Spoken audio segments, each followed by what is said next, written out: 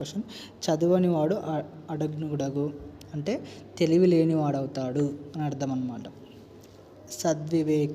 వివేకం అంటే మంచి వివేకం, మంచి తెలివి కలిగినటువంటి వాడు. నార్యులొద్ద ఆర్యులు అంటే గురువులు, ఆర్యుల వద్ద అని అర్థం. ఇది పోతన భాగవతం నుంచి తీసుకుపోయినటువంటి పద్యం. ఇటువంటి అడిగాడండి మొన్న, కాబట్టి ఇటువంటి గుర్తుపెట్టుకోండి. అడగ్నుడగు అంటే ఏంది?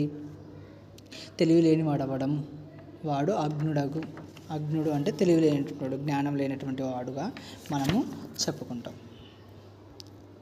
తర్వాత పాఠ్యాంశంలోకి వెళ్తే,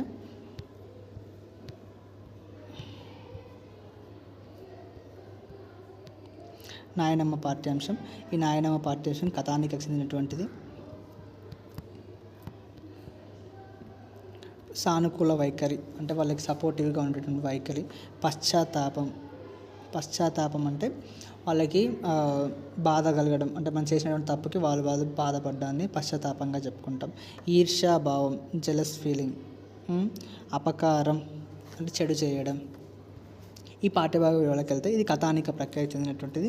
క్లుప్తత అంటే క్లియర్గా ఉండాలి. సరళంగా అంటే సింపుల్గా సులభంగా అర్థం కావాలి.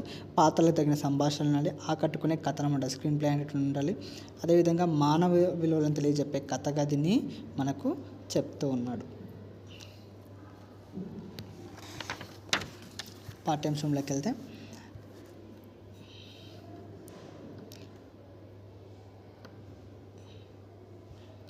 చల్లగుండు బిడ్డ అంటే మంచిగా ఉండు.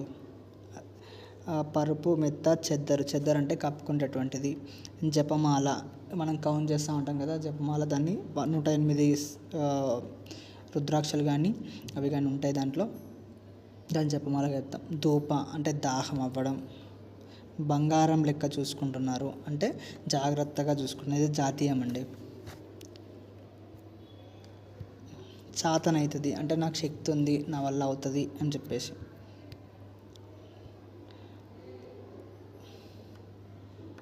ఈడు వాళ్ళు అంటే ఒకటే ఏజ్ ఉన్నటువంటి వాళ్ళు.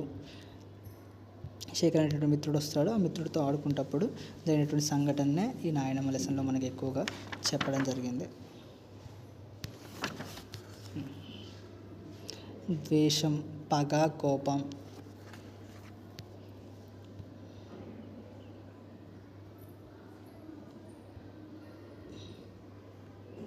ఉరుకుతూ, పరిగెత్తుతూ, ఆందోళన, టెన్షన్ అవ్వడం, భయపడడం. సింపుల్గా